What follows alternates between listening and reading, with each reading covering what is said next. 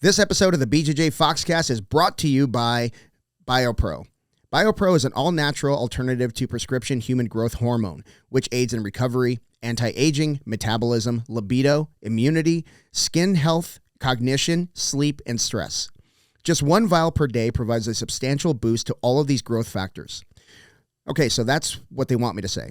Here's what I know as an aging grappler. I've been using BioPro Plus and the nighttime variant, BioPro Plus Cortisleep, for several months, and it feels like I've grown a third lung. My gas tank is noticeably bigger, my recovery is faster, and I'm back on the mats much quicker, not just between training sessions, but between rounds. Now you can get $30 off your first order of BioPro when you use the code FOXCAST at www.bioproteintech.com. That's code FOXCAST for $30 off your first order at www.bioproteintech.com.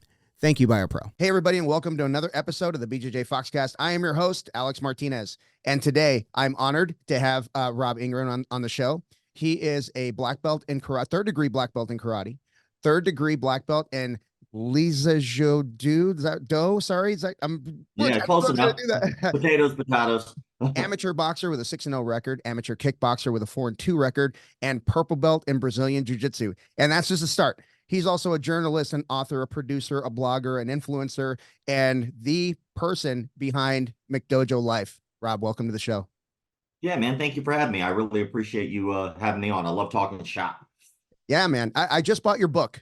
Thank you. Yes. Thank you. Yeah. I got it on Kindle. So I don't know if that makes me cheap, but it was like $7 on Kindle. But hey, if you read it, it's appreciated. I could care less how you get it. So thank you. Yeah, man. I'm on the But I will say this: if you do like it, please leave me a good review. 100%. Yeah. No, I'm all about that. I actually some of the folks that I've had on the show, I started with finding their book, and I'm like, man, I'd love to get them on. Like Richard Bressler. He wrote Worth Defending, and I read it in like a weekend. I was just glued to it. It was so good. And then I reached out thinking, no way, right? But I'm in sales, so the worst thing you can say is no. Got him on the show, and got his co-author on the show as well. So Scott Burr and I keep in touch still, so it's pretty cool. But That's awesome, man. Yeah, most people are just people. Like there's yeah. only a few outlier assholes on the planet who won't actually like treat you like a human because they feel they're better in some way. Most people are cool though. You can reach out to almost anyone, and most nowadays, especially with social media, will just answer and have a chit chat, which is pretty cool, I think. Yeah, man. Yeah. So tell me about how you got started. I mean, martial arts, I'm reading your book, and, started out as a kid, you were bullied a little bit. I'm not a little bit, but quite a bit. And a friend of yours got you into karate to begin with. Tell me about how that sparked. Yeah, I was getting picked on and teased all through school. From elementary school wasn't terrible. Elementary school was all right. Usually kids around that age are more inquisitive. They just want to know and they ask questions. And they're not really emotionally intelligent, so they don't quite understand how those questions will affect you because they don't mean them in a negative way. But then by the time you get to middle school, there's already hierarchies and social structure. Kids are already broken up into their particular groups. And then here you come, so it's already rough already for anyone going into that atmosphere because there's a lot of politics in middle school to try to figure out how to exist in this space. But I started getting picked on and beaten pretty badly from the time I was in 6th grade all the way to 8th grade. It was just a constant fight all the time. It felt very similar to going to prison every day. Where I just felt like I had to defend myself all the time, physically and mentally and emotionally. So one day after gym class, I got jumped by a group of kids pretty badly. 2 teachers watched the entire thing, didn't do anything to stop it. Then acquaintance of mine at the time walked over, he picked me up, and he helped walk me to the nurse's office. We don't really say anything during that interaction, but he does hand me a card, and the card was a free trial martial arts class. It was a referral card. And he just says, you need this. And that was pretty much it for the interaction. And then, of course, like I go home, I asked my mom, hey, I'd really like to try this out. And she said, maybe, which was odd because my mom is a yes or no kind of person. Next month was my birthday. I go home to a box and I open it up, and it is a year paid in full for karate classes. And I went to my very first class that night. Uniform was waiting for me, and I got dressed, went in and took the class. I started at 12 years old, and I've been doing it for 26 years now. Wow, good for you, man. That the code we're trying to crack as martial artists and as instructors is how to keep students engaged for longer periods of time, right? A lot of people drop off within 6 months. I think the average industry average like 10 months or something like that. So you and I are pretty much outlier. You especially doing it that long, you're an outlier. What was it that kept you going in martial arts? And you can get caught up in some monotony, but and your friends come and go, I'm sure. You probably don't have too many people that you started with still training. What kept you going? I really think something that just helps me, and it's always the same advice I give other people, not only for students, but also instructors in order to help their retention, is set tangible goals. You can walk into anything. Like, for instance, if someone says, I want to learn self-defense, the first class you go to, you have reached that goal. So now what? You've learned a little self-defense. You are now more prepared than you were yesterday. And that will always be the case every class you go to. You'll always be a little better or a little more knowledgeable every time you go.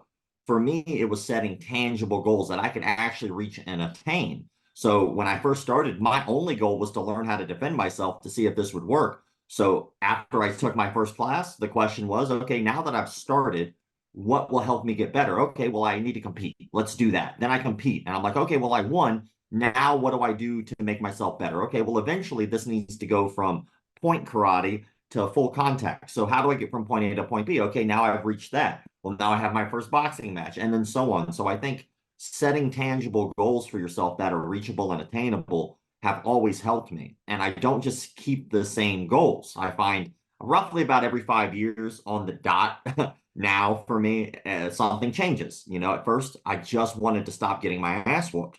And then I started fighting in nightclub bars at 15. Then after that, I started going to an international kickboxing team. I traveled for 2 years with them. So that became a whole new world and it was fresh. Then after that, I started my own school, did that for about 4 years. Started jujitsu around that same time, been doing jujitsu. Then McDojoLife came along. So I kind of just keep running the gambit of, okay, I was a student. Now I'm an assistant instructor. Now I'm an instructor. Now I own a school. I was a competitor. I do business consulting for martial arts schools. So I think keeping it fresh for yourself is the only real way to not get burned out. Yeah, no. And one thing you said, one thing I read in your book yesterday that I really loved, because I think it's really the essence of what we're trying to teach kids in martial arts is, you were it. I don't want to call you an angry kid, but you had a little rage, right? When you first stepped into your martial arts studio and you started sparring, and then you realized, like, yeah, you almost got that fight out of you in the academy in a very constructive way, rather than going to school and fighting. You would really get that energy out in the academy, so you were less likely to fight in school because you were doing the sparring and you were doing all the things that really got you exhausted. Yeah, which is an odd thing because when I first started martial arts, I didn't tell any other kids in school other than my friends who were already training with me. So they were the only people that really knew, and I didn't have a lot of friends. Yeah. So when I go back to school, secretly I was hoping that this would happen. I was hoping I'd get into a fight. I wanted a fight. I thought it would be great, but there's a lot of supplemental things that come with martial arts training that you don't quite expect. People talk about them, and some people don't necessarily get these results. Some do. I just happen to be one person who did. Where you started learning a little bit more about yourself, you stopped having to get the approval of others. So as you start going through the process of learning martial arts, it's a battle against you every day. And yeah, there are other people there, but just like you were talking about before, people come and go all the time. And that's a part of the battle for yourself. Are you willing to stick with this? Is this for you, or are you doing this for the other people around you? Because if you're doing this just because other people are in the room and you don't do it when they're not in the room, you don't probably really want to do it. You're probably just doing it for their approval in some way. But over the course of learning how to fight and getting into sparring sessions, some which you lose, some which you do well, some, are stalemates, and you question yourself constantly in martial arts, you're too busy worried about self-improvement to worry about others on the outside. And things subtly change inside of you. And it was very eye-opening later on down the road to look back and ask myself that question. Why wasn't I getting into fights? It Mm, wasn't like I wasn't trying. It wasn't like I didn't want them. It wasn't like I had felt I had changed fundamentally, but I was. I was changing because of all the things that you have to put yourself through to learn martial arts, which is a very physical and mentally exhausting thing to do. And yet here we are doing it, even though it's tough and it's difficult, and I could be doing anything that are probably way more fun, but you still do it anyway because it improves you, and something deep inside you recognizes that. And I think that is what changes you on the outside, is those little battles that you have every day in the dojo or the gym or the tournament, or that self-doubt, and you still do it anyway. It's a beautiful thing. That's why my slogan for McDojoLife is keeping the martial arts legit. I say the martial arts because I always think about martial arts as the martial arts industry, yep. and I think that it's something that's pure, and I think that it's something that at its roots is good and healthy and beneficial for you. But there are a lot of frauds in the industry. There is no regulating body. There is nobody that's going to come in and check up on you. You can open a school without any prior knowledge of martial arts. So I think that even though it's such a good thing for you, it can be negative as well. Yeah. Did you have any thoughts going to McDojoLife? Did you have any thoughts about when you first started? I know your heart's in the right place because I see a lot of the stuff that you put out, and people may look at you as like an influencer, but you're really a journalist in my eyes because you really bring out a lot of things that people are almost afraid to talk about because of the politics in the industry. But were you ever afraid of any backlash when you started putting out these things and calling people out basically online? I've never been afraid of backlash, but backlash does happen. And you nailed it. I actually am in the middle of a lawsuit right now. And the fact that I am a journalist is a very big benefit to me. Because I am. I mean, I take information and I provide that to the public. I do that completely free of charge. No one has to pay for that information. They can just go on YouTube, they can go on Instagram, and they can make their own decisions, because all my job really is to inform the public, and then they can make their own decisions. Do you want to be in Steven Seagal's trailer and have that private interview for your job? Well, based on his track record, you might not, but here's the information. And if you don't want to go do that, now you have now you have information to make an informed decision instead of just going blindly without knowing how that's worked out for other women in the past. Yeah. Or, let's say hypothetically, someone hired a registered sex offender. Like, whether they work there currently or not does not matter. You as the public should be aware that that person has had access to that facility. And then again, you can make your own decisions based off of that information. So it's something that comes with it. Again, the more eyeballs that you have on you, percentage wise, the more people are not going to like you. It just is what it is. It's not going to stop me from doing what I do. It's not going to change my mind. The only thing that will change my mind in this is the public, not the individual. If I get 30 messages all saying the same thing, maybe I'll look into it. Okay. If I get one guy saying one thing, I probably don't give a shit. It just Yeah. is what it is. And I'm talking about in terms of constructive criticism. Yep. But, I think that it's an important thing that's needed. And over the years, I've had a lot of support from the martial arts community, and I'm super flattered that anyone even gives a shit that I exist. But I think that it's been something that's been helpful for me in the industry because I can help other people from the position and platform that I have. Been able to get people thousands of dollars back from companies like Endo Athletics that ripped off consumers. Been able to help get martial arts schools facilities closed based off of information given to the public. That's not usually the goal, but sometimes it does happen. Have been able to get people a voice who have been molested, abducted, stalked, harassed by their instructors. And those are a lot of people who didn't have that outlet before, but because McDojoLife is there now, they have that. And I kind of become a trusted source for information. And again, people can make decisions based off of what they want to do with that information all they want. I'm not telling them what to do. Yeah. And where's your main source of information? Is just people reaching out going, hey, you need to look into this guy or something like that? Or, or do you just, I mean, scouring the internet would take a lifetime, that's why. It does take a lifetime. It's kind of like 50-50.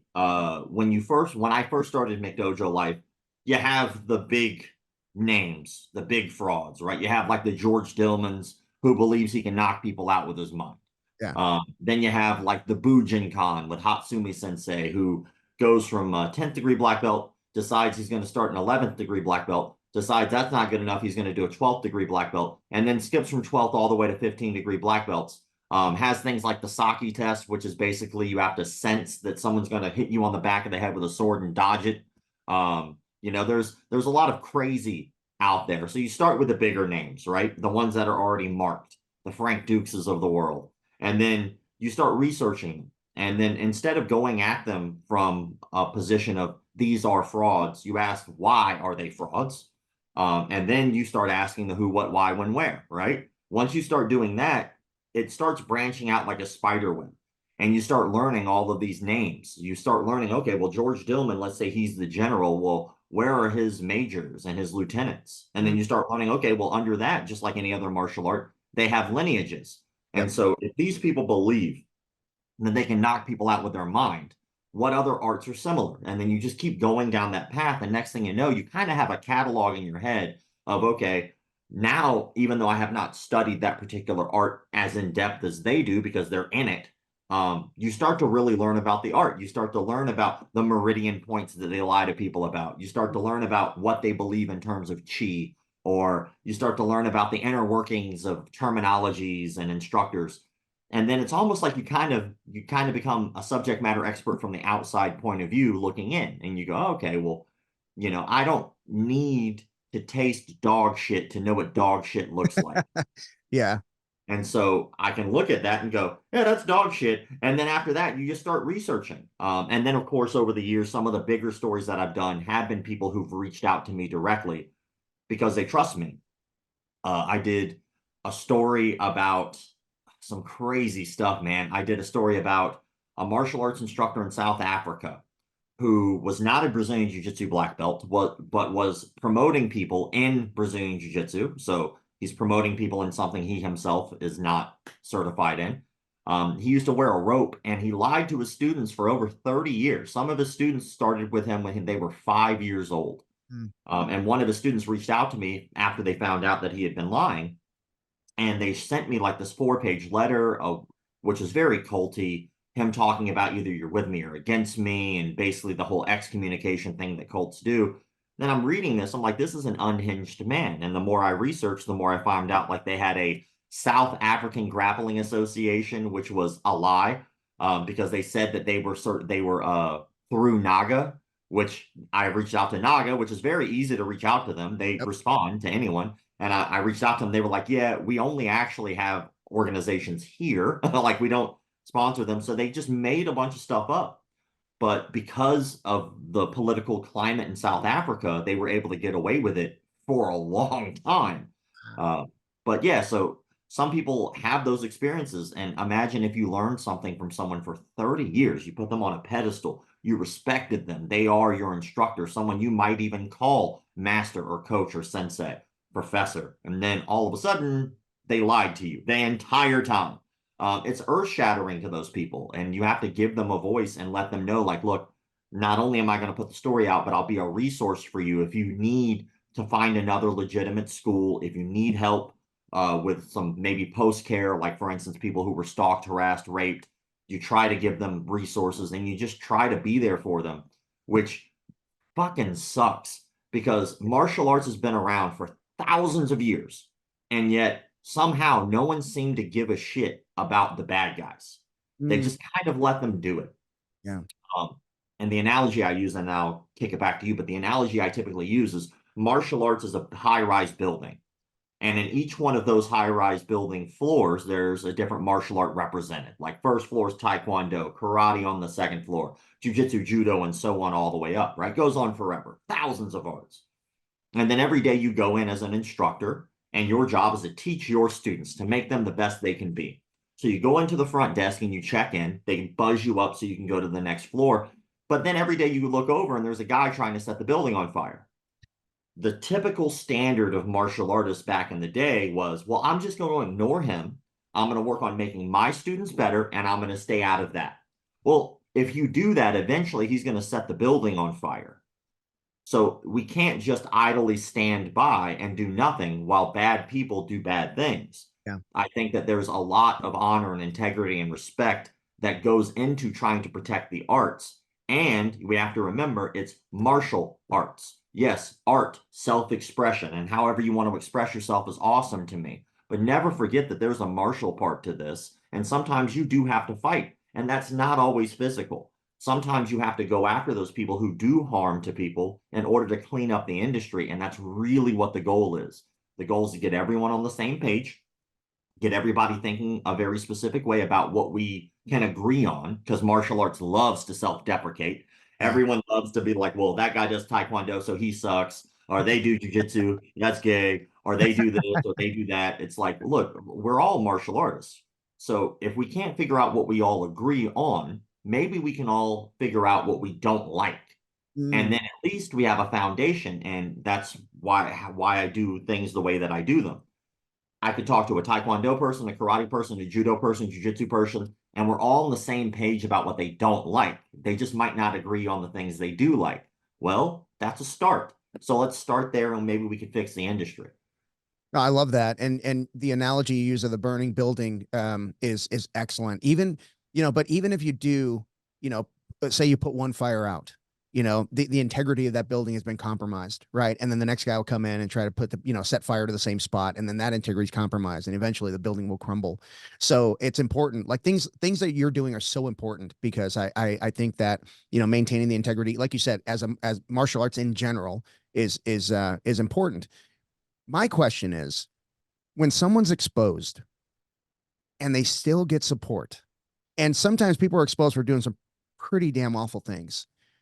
I I'm not a psychologist. I don't understand the mentality of folks, but how does that make you feel when you expose somebody that's doing something really terrible, but they still have support of, students? Do you understand what I mean by that?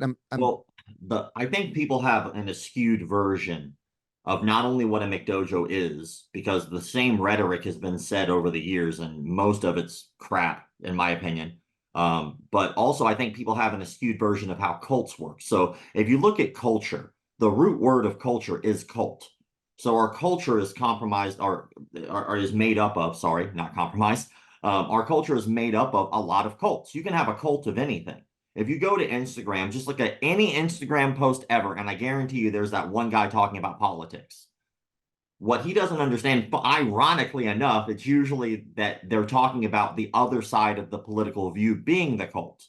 But what they don't understand is they themselves have been entrapped by a cult that they have made up in their head, or they've been manipulated to. And that's the same thing with anything, cult of personality. Like, for instance, anyone on the planet could be right sometimes and wrong sometimes. It's very rare or impossible for someone to be right all the time, and it's very rare or impossible for somebody to be wrong all the time.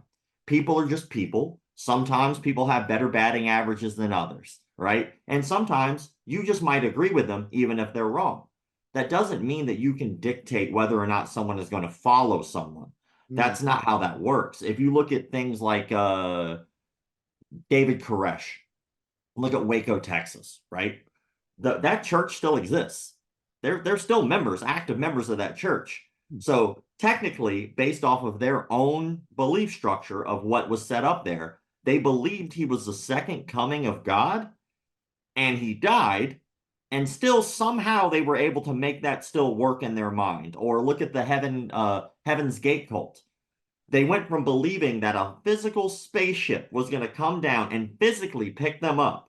But then when one of the members died, or one of the leaders died, the other leader comes back to them and says, well, it's not a physical, they'll pick you up still. The spaceship is real, but it's not going to pick up your physical body. It's going to pick up your spiritual body. And they all were just like, oh, that makes sense. Yeah. Like, the hard part I think most people have really dissecting this is the fact that we could all be manipulated. We don't believe that we can, which actually makes it easier to manipulate you. If I Mm. burn my hand on a hot stove and I tell you, hey, don't touch the stove, it's hot, you'll say, I know. And you'll be careful around the hot stove. Tell that to a kid. He might not believe you yet. He might be curious, right? He might play around with it. And then when he does get burned, now he knows for a fact, but he still got burned. Yeah. Like you have good people get taken advantage of, even intelligent people. But I think the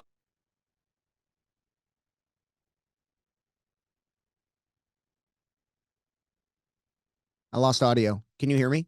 yeah, I accidentally hit a button on my Okay. keyboard there. Okay. Yeah, I think that most people assume that if you just beat the instructor up, that magically people will leave. Mm, Like, well, think about how many fighters have lost fights. Did people just stop following them just because they lost a fight? Anderson Silva's lost fights. Does that mean he's no good? That's mm, not how that works. yeah. Like, and again, you can say, oh, well, what about the track record and his history? And he did A, B, and C. Well, yeah, in these people's minds, all they know is how that person affected them. Yeah. So, yeah, it might not have affected you, but you've never met this person in real life, whether they're a cult leader or not. And you don't know the circumstances that got that individual into the cult. Like, look at Diego Sanchez. Is a good example of a modern person who's an intelligent. And I don't think that he's a dumb man. I think he's eccentric. He's a very interesting person, but I don't think that he's dumb. And he has always been really cool to me, to be honest. And then here comes Joshua Fabia with the School of Self Awareness, and not only takes advantage of Diego Sanchez in horrific ways, but also takes advantage of Stephan Bonner Mm, all the way until Stephan Bonner died. Like when you start really dissecting cults, it's not about people being dumb, it's about the cult leader being good at manipulating. So people are going to stay because they've been convinced. Whatever you tell them, the cult leader has already put in advance in their ear. They're going to tell you A, B, and C, but I know better. And then when you say A, B, and C, all you're really doing is solidifying the ideology of the cult leader. Oh, he told me you'd say this. So, wow. like, these are not dumb people. We want to think that they are because it makes it easier for us to cope. Like, we don't want to be taken advantage of. So, it's easier for us to just say they're dumb. Yeah. They're not. It's harder for us to admit that maybe the cult leader is just that good, because we don't want to give respect or credit to a cult leader. But look at Jim Jones. Jim Jones is probably the one of the most bonkers, like side to side cult stories ever. The man started off as a child, going to every church in his area, no matter the denomination, learning from the cult leaders, the church leaders, and then he'd go to the woods and practice reading the Bible to no one so he could get good at it. Then he starts a church, and in his church is predominantly African American. And during this time, of course, African Americans in the town were not allowed to eat or drink at these particular restaurants. But he brought hundreds of his congregation to those restaurants and said, hey, we can give you our money, or we can go over there and give it to them. And then one restaurant at a time was able to get these African Americans into those restaurants and literally changes the town, right? But then somewhere along the line, he discovers cocaine and hookers, and he just starts like sleeping with everybody in the congregation and doing blow. Next thing you know, he's being investigated by our US government, takes his entire colony, he puts them out on another continent, and Yeah. then senator comes in and is like, hey, are y'all okay? Not really. They all get mowed down, they all drink the Kool-Aid. And it's just one of those things where if you looked at the beginning of what he was doing, you could see why people would follow him. Mm, At first, he wasn't doing these awful, crazy things. Well, martial arts is similar. If you go into a martial arts studio, you're not going to learn the no touch chi woo woo crap off the bat. They know that. But yeah. you might learn a jab, a cross, a front kick, a break fall, a submission, just like any other martial art. And then they indoctrinate you over a period of time. Jiu-jitsu does it similar. There's similar things in every art, like the gauntlet. Like the gauntlet is the dumbest shit I've ever seen in my life. But people will try to justify it for no reason other than the fact that someone convinced them it was okay. Yeah. Yeah. That's, do you get better at jujitsu if I whip you with my belt? No. No. Do you get worse at jujitsu if I don't whip you with my belt? No. So why do we do it? The only reason you do it, anyone does it at all, is because someone convinced you it was cool, it was a rite of passage, or it was something you had to do. Like, Yeah. other than that, it's useless. But if I can convince you to whip your fellow student, I can probably convince you of anything else. It's not hard to do. I mean, think about it logically. If you were at an office and everybody's like, oh, Steve from HR, we're going to give you a promotion, window office, everything. Hey, can I get everybody in this room, please? If we could all just line up on either side, make a little hallway with our bodies here. Everybody take off your belts and let's whip the shit out of Steve when he walks by. You would think that that's psycho. But Yeah. for martial arts, you're like, well, I guess that's okay. Like, Yeah. no, it's dumb. Barbaric. It's barbaric. I only did it one time and it was blue belt and then it was like banned forever, which is it's just which was great. But I went through something that it was really tough because the jiu-jitsu communities, I mean, extremely political. And it's like this association versus that association, whatever. I mean, for the most part, everybody gets along, but we actually were we actually switched from one association to another. So we went, it was a big deal at the time. And everybody's making this big deal about it. And my wife and I were training together, and I was like, well, do we get to keep the jujitsu that we learned? And they're like, yeah. I'm like, then what's the problem here? You know what I mean? Let's just move on. It's just, it's not that big a deal. So, similarly, I mean, some people were devastated. They're like, oh, I can't be, we lost friends over this. You know what I mean? People that I spent time with, that I traveled with, no longer talk to us because of this breakup. It was silly, is what it was. You know? Yeah, that's another form of manipulation because that really has nothing to do with the students. The students were convinced by the instructor that you can no longer associate with these people.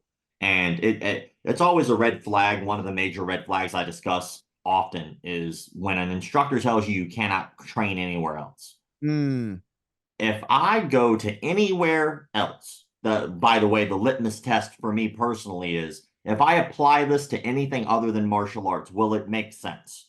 That's just something that helps me understand whether or not this is cult-like behavior. So if I went to a barber to get my hair cut, and then I sat down and I told him that I went to another barber, he's not going to give a shit. He does not care. If I hire a plumber and I bring a plumber in, I go, yeah, the last plumber screwed up. Yeah, he might give that other plumber a hard time, but he's not going to say, well, you can't use any other plumbers but me. yeah, Like, and apply that down the road with anything. And then all of a sudden we get to martial arts and they're like, oh, well, you can't train anywhere else. Well, that's a red flag. yeah, Um, and it doesn't help anyone but the instructor's ego. If you do train somewhere else, chances are good they have different ideologies and thought processes and training methods and techniques you're not used to. That's going to make you better by proxy. You're just going to go in there and automatically become better because now you're being exposed to more of this, yeah, more thoughts and ideas. yeah, That's great. Then your instructor could be like, hey, when you go over there for that seminar, I can't make it, or, I'll go with you. Or, hey, I'm not going to be able to make it. Could you do me a favor when you come back? Just show us some of the stuff you learned. Now we all get better. But yeah. to sit there and say that they own you outside of a martial arts facility is bullshit. I'm paying you for a service, Yeah, and in exchange, you're giving me technique. That's where our contract ends. yeah, yeah. That's it. Yeah, I tell my students, like when people are looking to go to different academies, and things happen, you move away, you do whatever. But I tell people, if you leave and you quit training, then I feel like I failed you.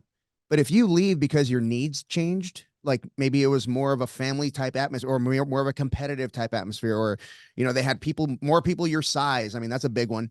I'm okay with that. I'm okay if your needs change. I'm good. If you quit training, that's when I feel bad, about myself, not about them. I feel like I feel like I failed them. Yeah, I think, back to we talked about retention at the beginning of this, and we talked about being able to keep students longer. And I think it's okay if a student goes and does something else. Mhm. Imagine how many other things they could possibly be good at, or if this isn't their niche, they're just searching for a calling, maybe. Like, what would happen if we got someone who, like Beethoven, who decided to do martial arts against his will instead of learning to play the piano? Like, that would be a disservice, I think, to the world. Yeah. And I think as martial artists, we think that it's something that everyone should do. Let's just be honest, when the apocalypse comes, some of y'all motherfuckers aren't going to make it, right? And if you didn't train, that was your decision at that time to pursue the thing that you're good at. And hey, in that time, I go to the apocalypse thing because it's just fun to think about, right? Yeah. Something goes down, right? I need a doctor. Like, I need someone who is very good at politics. I need someone who's very good at martial arts. I need someone who's very good at farming. We think about these things. I need to protect. I need to feed. I need or eat. Yeah. Feed like a creature. I need to eat. I need to make sure that our political structures are healthy. Like, because if you have enough people, you do have to have some type of a hierarchy, and that needs to be a healthy one. So that's where politics comes in. So you start thinking about all these things. There are people out there who only train, like we said, for maybe 10 months. No one watches season 4, episode 5 of a show that sucked ass on the first season. You Right. stop watching the show. And so, with so many schools putting so much emphasis on it's got to be hardcore, we got to be the best, we got to work hard, you got to show up when you don't want to. None of that rhetoric sounds fun to me. How about we start with the first part? Enjoy it. If I can instill a love for something in a student off the bat, they love it. Yeah. Why? Because you instilled that in them. You can instill techniques all day, they'll still quit. You can instill drills all day, they'll quit. You can get them to every gold medal, they'll quit. None of that shit matters because you're missing the foundation of what this needs to be in order for them to want to do it. Yeah. It's got to be fun. Yeah. And so I think that if more instructors will pursue that to instill that in their students, they'll notice that their retention rates get better. Their sign-up rates will definitely get better. They'll notice that their lead generation is better for their facilities. They'll notice that they're going to have better competitors because competitors are going to want to train more, Yeah. not less. They don't dread coming in. They love coming in, and you built a good, solid community off of that. Yeah, it can be hard. It can be tough. You can have technique, but take that shit, put it in the back of your mind, and put the fun thing in the front of your mind. And then what'll happen is by them having fun, you can push them harder. You can make them work more. They want to do it now. Yeah. Like look at the whole CrossFit craze, right? People are in there just crushing workouts and maybe only 30 minutes for the day, right? Yep. Hard, intensive workouts, but massive mobs of people were going there. Why? Because they made it fun. They made you want to go. They made it enjoyable, a community. Yeah. And I think the proper influences, like when you have somebody like CrossFit at a real high level, you got guys like Matt Frazier. I use him because he's the one I follow. He's retired now, but he made himself like he just looked like an average guy. I mean, he was superhuman, but he made you feel like, man, if he can do it, if he can get himself up in the morning, so can I. That type of thing. So the proper influence, I think, goes a long way as well. But yeah, making it enjoyable is key. I mean, talk about anything, like you said, retention, signups, everything. It's got to be enjoyable. I want to switch gears. I'm really different. I'm really terrible at this, but I want to switch gears a little bit and talk about. You had mentioned in a different podcast a documentary that. Yes. Are you in the process of making, or is it done? Yeah, so we're in the process. So we started like the hardest part about the documentary is how transparent I've been. I think I've been too transparent because the day I agreed with the day I got the production company was the day I announced it. Like, which is real early. Like I should have just shut up and just worked on it in silence. But I wanted to be transparent. It was important to me because we started off crowdfunding. So we have a page called McDojoLife DOC. That's McDojoLife DOC on Instagram. And it's a private page just for people who donated. And I'm talking any donation. I'm talking if anybody ever bought a t-shirt from me, if anybody ever gave like a badge or some type of a super chat on YouTube, anything, we allowed them in that page. And all of those people got that as a perk because, of course, that's the first thing you do when you crowdfund. What are the perks here? Yeah. So when we started that, we had to come up with the idea. So we announced, hey, I got this production company, which is the same production company that did all the Mexican martial arts videos back in the day on YouTube. So then it took us 3 months time roughly to figure out when we wanted to launch the campaign, because that's extremely important if it's going to be successful. Well, luckily we found one. It was during a Conor McGregor fight. And a friend of ours has a massive live presence when he goes live during UFCs. And so we thought that'd be a good start. So we announced it live there 3 months after conception. So now people are already aware for 3 months that this is going to happen. So then we're like, we're starting crowdfunding now. We were allowed to crowdfund on Indiegogo for 90 days. So now that pushes it out another 3 months. So now we're dealing with 6 months of time has passed from the time we told people to that time. Even by that time, people were already asking us if it was done. Like, we're not done. We just got the money. What are you talking about? So then I had to get the production company together and we go, okay, well now we didn't get as much money as we thought we would, or we didn't hit our goal. Do we either A, give up on this, give the money back, or B, do we push forward with the money we have? Production company takes a huge hit and says, you know what? We're going to do it for the amount we have. We'll push through it together as a team. So we did. We set the date 3 months after that.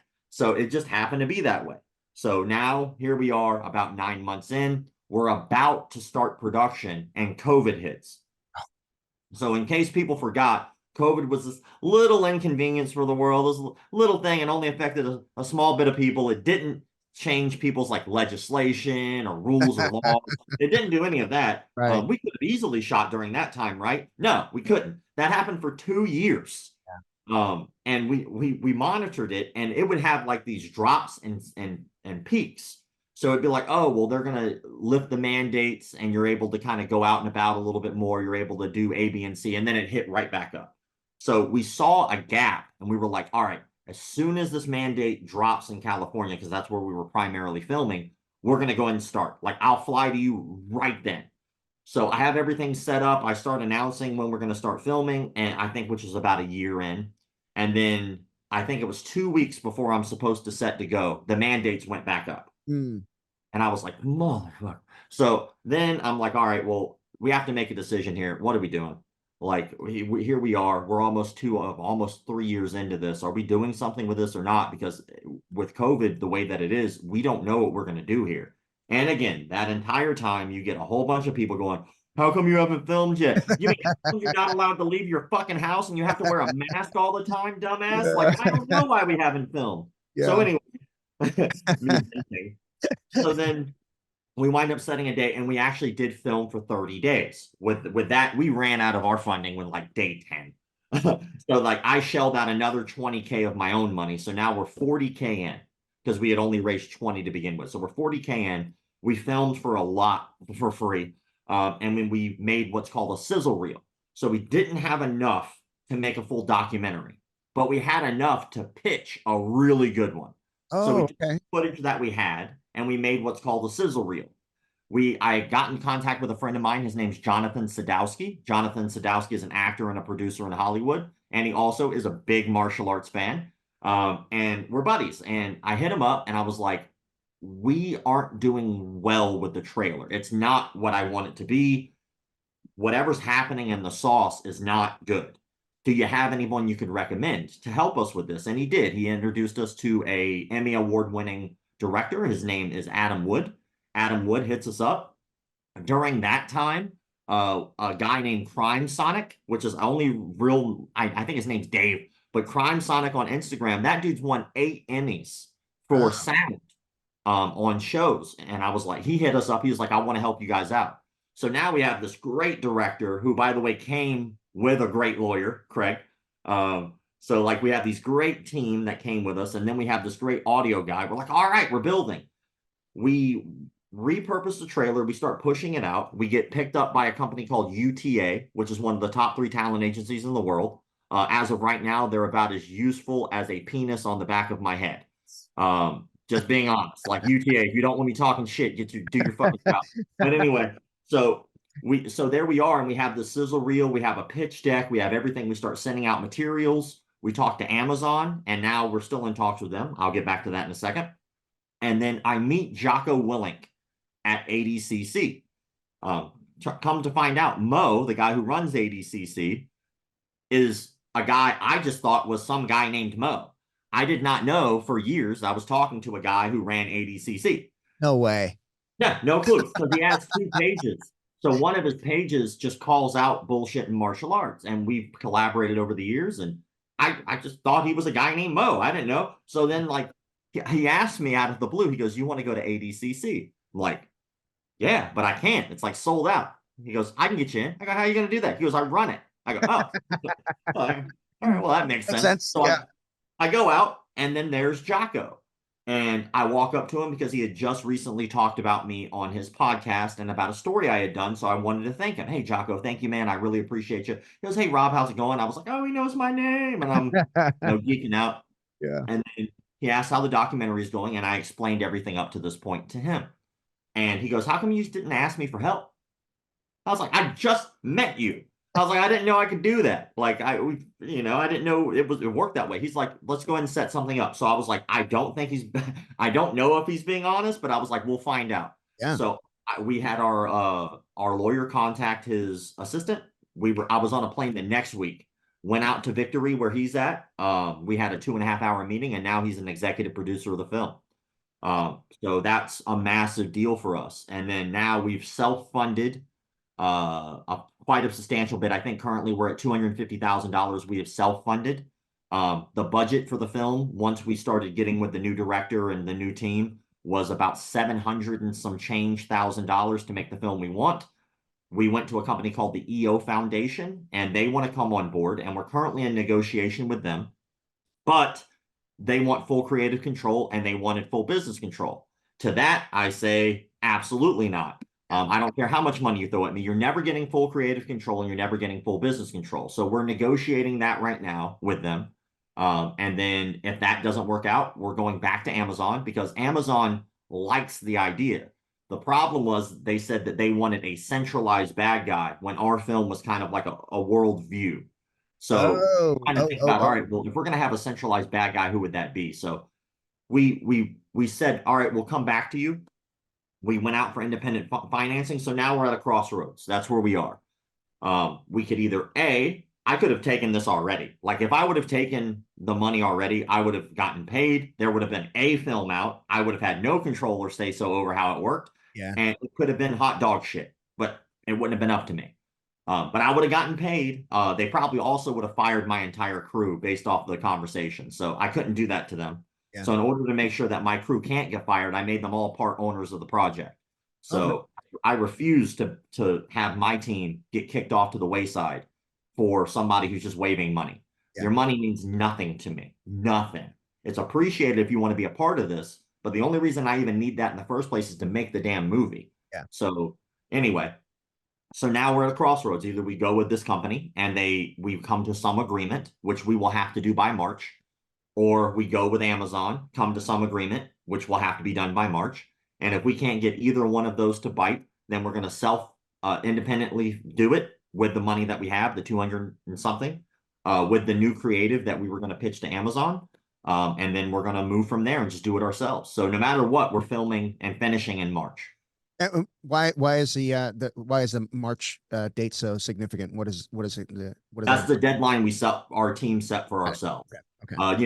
It has been a long time. We've had a lot of hiccups. We've gotten far by now, but like think about, had COVID not happened, it would have been done already. Mm.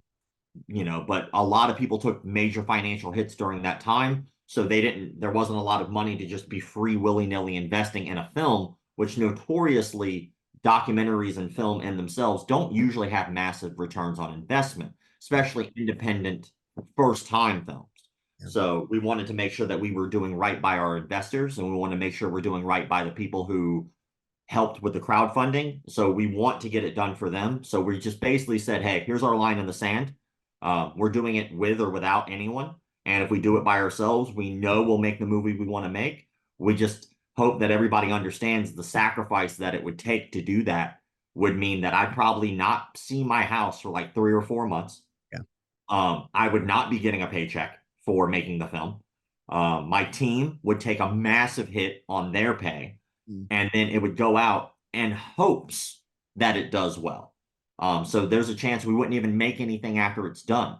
But we believe in the project. We believe that it will help people to give them some type of guide for the questions you've been asking. Like we talked to several psychologists about what makes a cult, how do martial arts cults function, how does this work? We talked to victims, some of which who were waterboarded by their martial arts instructors as a form of toughness.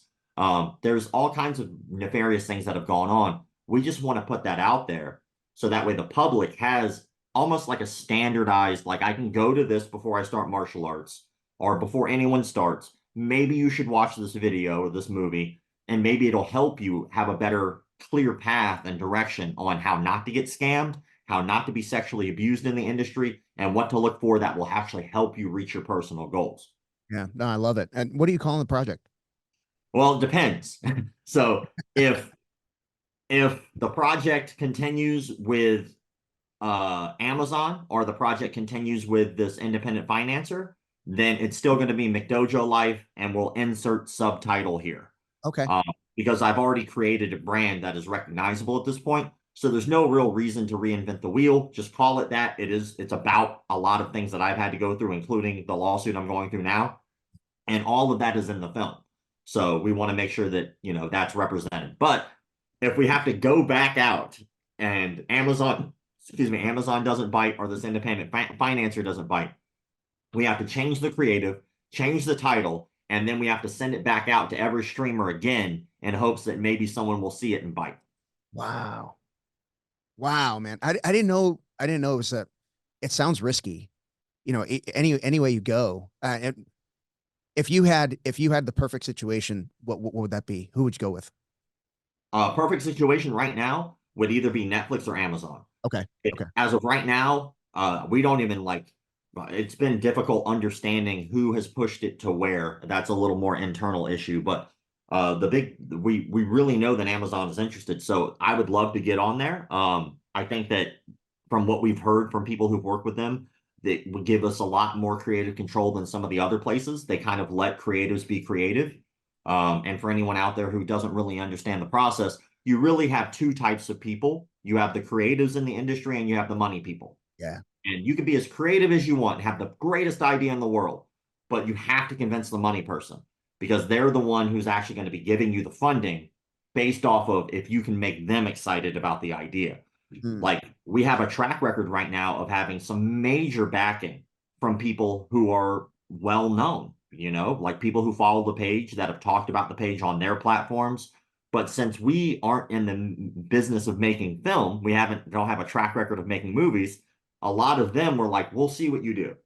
We'll back you after you make it, Of but we're not course. going to financially back you. Of And course. so because that's a big risk for them. So, so now we basically have to put our nuts on the table and say, hey, we can do this. Like, I'm going to show you, I'm going to prove you. And like, I've never done anything with this job that was easy. I would love if this job was easy. Oh my God, it has been a nightmare from day one, but I Well, keep doing it. like I said before the show, man, you make me feel like I don't do shit.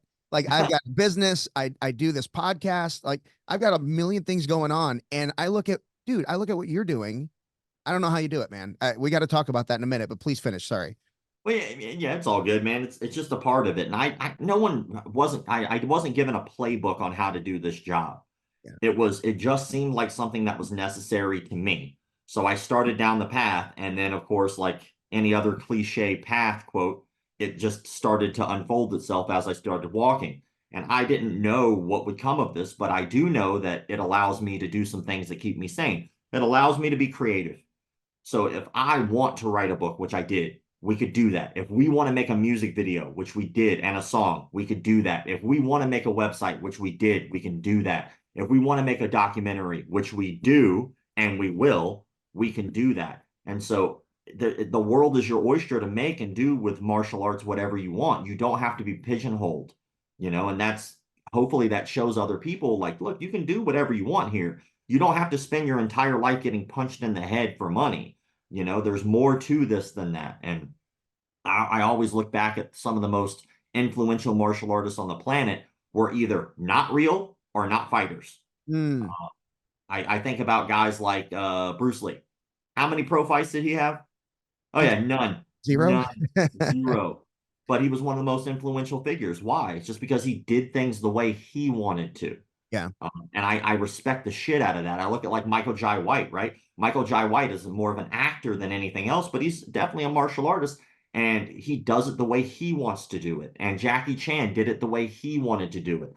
And Sammo Hung did it the way he wanted to do it. And even the fighters, right? Master Carlos Gracie Sr. did it the way he wanted to do it. Fumio Demura, Masoyama, all these names what made them so special was they just didn't do it the way everyone else did. Yeah. And I think that that's the sauce. And I think if you want to continue to be successful in anything you want, fuck everybody else. Yeah. Like if that's what you want to do and that's what makes you happy, do it. Yeah. Everybody else will do it the same way and they will be white noise. It'll be blank and no one will remember their name. But if you want to make an impact, if you want to help people, you have to do your own thing, your own path. Man, that's deep, dude. I tell you, you've inspired me. I'm over 50 years old and I feel like energized to do more just watching what you're doing. The more I dig into your life, the more inspired I get, man. So thank you so much for doing that. Tell me about managing your energy. I know we're up against it right now. I want to be respectful of your time, but I'm in no rush, man. You got right me. on managing energy. You've got all of these irons in the fire. I'm sure you got your phone is probably going crazy. And like you said earlier, you try to answer every DM coming your way. How do you manage your energy? Uh, I don't. I mean, I just try to exist. I just exist. Life happens. Like I'm not any more special than anyone else. I don't feel like I have any more stress than the average person. I don't feel like I have any more work. Like it is what you make it. If I wanted less stress or if I wanted not to do this, I just wouldn't. I would just stop and that would be it.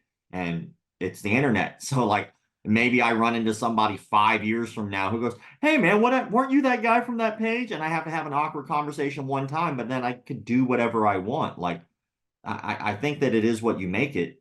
You know, for instance, we all have 24 hours in the day, and what you do with that time is just a decision.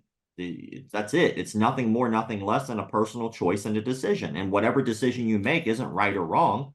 It's just your choice. If Yeah. you don't want to do shit with your day, cool. Don't. Yeah. If you don't want to answer emails, don't. If you don't want to work, don't. Now, on the opposite end, you can't expect to be getting something for nothing. Right. So if you want to make $10, you should probably go to work. If you want to write a book, you're going to have to fucking get to work. If you want to make an impact, you have to get to work. So it all just depends on what your wants are. If you want to be lazy, awesome. Congratulations. Do that shit. Trust me, I'd be jealous of anyone right now who is just sitting back, smoking weed. You know, they got a margarita on a beach and they just happen to be listening to this. Right. Awesome. I'm jealous of you. Like, but on the other hand, like, I can't do that because my want isn't that right now. My want is to do something impactful. And I'm terrified that when I die, no one will remember that I existed in the first place. You know, like it's a terrifying thought to think that it could end right now and then you never existed in someone's eyes. Think about how many millions of people have come and gone and you don't remember any of their names. But then think about people you've never met who impacted you. If I said words like Abraham Lincoln, you'd know exactly what he looks like. You know exactly how he died. You know exactly some of the major things that he accomplished, right? Right off the bat, just hearing that person's name. That person, in my eyes, will never die. They just continue to exist because they put that out into the world. They worked hard. They made a name for themselves that will never die. And that is a hope for me. And that's the want I have. Yeah. My want isn't necessarily to be the strongest or the fastest or the most hardworking. That's not my want. My only goal is just to make an impact so that way when I die, people remember I existed in the first place. That is important to me, and that's what keeps me moving. Now, sometimes I'm tired, sometimes I work harder than not, but if every day I lay one brick, eventually I'll have a house. Yeah. So you keep going one day at a time, accomplish something, and you'll be okay. I love it, man. I love it. Beyond the documentary, what are some other projects that are on the horizon for you? Dude, I'm putting a lot of emphasis, obviously, on the documentary this year because that's going to take up a lot of time and effort. How I'm actually going to try so hard to get the production company to help me make my my YouTube videos as a part of production Oh, budget hell yes. because I'm not going to be able to do both. And like Yeah. I can have a producer do my research for me. I'd be like, look into that guy and then give me the Ah, information. I'll write something up. We'll make it. But I started a website 2 weeks before Christmas. It's McDojoLife.com. mhm. I am working with a company called Zen Planner, which is a CRM company for martial arts schools. Um, you know, they're like Zen, you know, companies I like use that. them. I use them. Oh yeah, cool, Yep. awesome. Yep. And Zen Planner has been super helpful. And they basically built the website for me. And it has the only searchable registry for people who are nefarious in the martial arts industry. So you Mhm. can literally go on the website, you can go to the list, it'll say search instructor. You can type in your instructor's name and see if their name pops up on that list. If someone, and you can see what they've done in terms of committing crime. If someone is not on that list and you want them added to the list, there's a button you can click and you can send that information to me. If you provide some type of evidence or proof that they have done the thing that you're saying, I will make sure that I do a story and I will put that on there. Right now, I'm backlogging about 10 years worth of content. So Wow. it, by myself, so it's taking forever to get all that uploaded. But once I catch up, then each one of the news stories that I've done will go onto that registry. So you'll be able to not only see the name, but click on the name, hear the news story, see any police reports, find out what crimes they've committed, and then make your own decisions. So hopefully that'll make an impact. That's a big one. That's And huge. also Yeah, and also I was like, well, while I'm at it, like I have an affiliate marketing. I've never done affiliate marketing. I don't like that shit. But like if I ran a Super Bowl ad and they were like, we'll let you have the Super Bowl ad, but I'll only pay you for whatever sells. Yeah, Like right. Yeah. that's ridiculous. Yeah. But I started affiliate marketing on the site with the only intention and purpose of just making sure that everyone there who goes to the site gets discounts on anything. So Mm. like if people want to buy like, for instance, I have two different athletic companies. Like Warlocker is one and the other is Diamond MMA. You get discounts for either one of those. Just pick one that you prefer, and then you have a discount there. If you want gear, I'm talking to Century Martial Arts, which is one of the big wigs, but also Rev Gear. I'm also talking to RDX Sports and providing these discounts for any. If you want different gear, do it. Like, why do I need to be pigeonholed to just one when anyone in the industry should have a choice and an option? Yeah. Supplements, all that shit. So you can just go on there and stop having to pay full price. So hopefully that will help people. Yeah. And then the last thing the website does right now, other than McDojoLife content, is it hosts an event section, which I haven't gotten to yet, but I'm already working deals for companies long term. So that way, anywhere in the world that you go, you'll be able to search that events section and find out what's going on in your area. Whether it's boxing, kickboxing, Muay Thai, sumo wrestling, I don't care what it is. Any form of combat sports, you'll be able to go on there and find it. Hell, I even talked to the guys over at Pillow Fighting Championship the other day. So, like, it doesn't matter if you're looking to do something fun or you're looking for a seminar, all that will be hosted right there. So it's growing. It's taking its sweet ass time because it's only me right now. But then finally, I'm looking to get a building this year. So I'm hoping that I can get a McDojoLife headquarters with the only purpose to host martial arts events, tournaments, seminars, things like that. Yeah. And of course, I'll be able to make my content there. So I got a lot of wants, and so I have a lot of work I have to do to get there. That's cool, man. How do you prioritize all of those? Is it something? Is there one thing that's more important to you than another? I know the Zen Planner thing is going to be huge, so that's going to be really good. But anything beyond that? So when we have there's a quote that stands out to me. His name's Alex, and Alex is our he's like the head of the production company, one of the productions companies working for me with the documentary, and he has a quote, and I think it's an Alfred Hitchcock quote, and he said it's never it stays with me almost 24/7 now. He says when you're making a movie, the director is God. He Mm. said when you're making a documentary, God is the director. And so I kind of like, it stuck with me forever. And I started thinking about how that applies to life. And it's like, I can pretend I'm in charge but I don't know. I have no clue. I could be driving down the road and get hit by a car. I could break my leg right here, slipping on something wet on my floor. Anything could happen, right? I can get a phone call tomorrow that changes my life. So I try to just do that. And like me personally, I'm agnostic. I I don't know. Like I'm not religious. I'm just going through life, right? I don't know if I believe in God or not. I'm still trying to figure it all out, but that quote sticks with me. So at this point, I'm just trying to let God be the director. Yeah. I'm living my life, and whatever happens to be the thing that needs to be done in the moment, that's what I'll do. I can't plan everything, so why? Just exist. Like just keep moving, and something will tell me what I need to do. What usually it's someone like a sponsor will say, "Hey, I need you to do this," and I'll do it. Or like somebody will heckle me enough online, like which don't fucking heckle me or I'll block you. But someone will heckle me, and then I'll be like, you know what? Maybe they had a point. Like maybe that is something I need to prioritize, and stuff like that. So I just kind of go with the flow and just feather in the wind. Whatever happens, happens. I love it, man. I love it. Well, Rob, let everybody know where they can find you, and give us the all of your social medias and all that other stuff that you're doing. Yeah, it's pretty much McDojoLife on most any social media. You can tell by the Tory. I don't have my hat on right now with it, but you could. Oh, there it is. You can tell All by right. the logo, so the logo will be there. You can see it. But except for Reddit, McDojoLife on Reddit is not me. There's some douchebag that took the name and is trying to pretend to be me, but he doesn't have the logo. The Right. one with the logo is me. That's the McDojoLife on Reddit. And you can also tell because I think my Reddit has like 60,000 followers, and I think his has like 1,000. So, Gotcha. um, but yeah, so, and then I definitely suggest people go to McDojoLife.com after I am done getting to 100,000 followers on YouTube. That's where I'm sending everybody. Okay.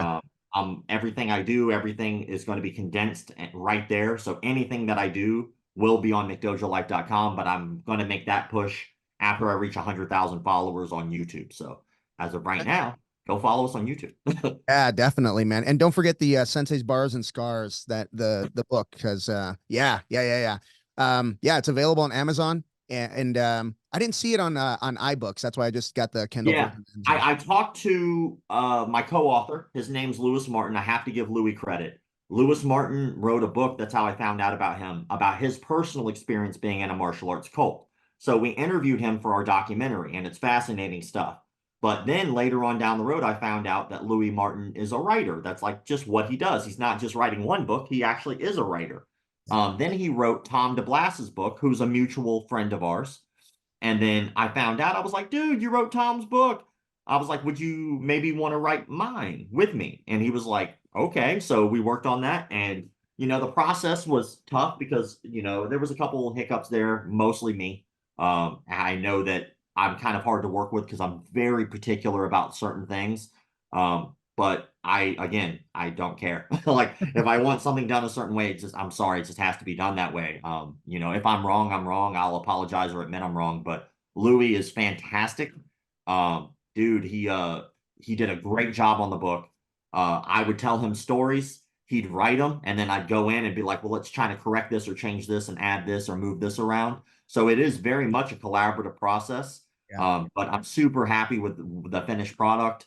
It turned out so good, and I'm so proud of his work with this, and our collaborative process to get there was different, and now the book is out, and I'm just pumped that people can read a little bit of like my stories, and every story in there is true, and every chapter. I know a lot of people in their books, they would put quotes. And I was like, I don't want to do a quote. I want to do like proof. I'm going to show you that these things are real. So I put pictures at the beginning of every chapter. Yeah. One of the stories is my instructor setting himself on fire in a nightclub. There was a picture of him on fire in a nightclub. My first fight at 15, there's a photo of me in there. What else? Ex very first girlfriend I had, and a story about that. And there's just all kinds of stuff in there. And there's proof of every bit of that. So I thought that it was kind of important to show, like, look, I'm not just making this up. Like this really happened to me, No, I love it, man. So far, like I said, I'm on chapter 3, and I'm going to tear through it this week. So, looking forward to that. Maybe I'll get you back on the show. We'll talk a little bit about the book. That'd be so cool. I'd be happy anytime. Thank you, sir. And listen, this has been great, man. I really enjoy the page. I enjoy everything that you're doing. I think you're doing, that. Like I said, I consider you a journalist first. And I don't know if you do, but I do. But I feel like all the things that you're doing are fantastic, and just keep doing what you're doing, man. Forget haters, man. Just do what you do. Yeah, I appreciate the support, man. I really appreciate the time, and I enjoyed the chit chat, and hopefully I didn't talk too much. Oh man, this was perfect. This was perfect. And if you don't mind, I'd like to reach out from time to time and just see how things are going. Cool, brother. Anytime. Well, thank you, sir. You take care. This episode of the BJJ Foxcast is brought to you by BioPro. BioPro is an all-natural alternative to prescription human growth hormone, which aids in recovery, anti-aging, metabolism, libido, immunity, skin health, cognition, sleep, and stress. Just 1 vial per day provides a substantial boost to all of these growth factors. Okay, so that's what they want me to say. Here's what I know as an aging grappler. I've been using BioPro Plus and the nighttime variant, BioPro Plus Cortisleep, for several months, and it feels like I've grown a third lung. My gas tank is noticeably bigger, my recovery is faster, and I'm back on the mats much quicker, not just between training sessions, but between rounds. Now you can get $30 off your first order of BioPro when you use the code FOXCAST at www.bioproteintech.com. That's code FOXCAST for $30 off your first order at www.bioproteintech.com. Thank you, BioPro.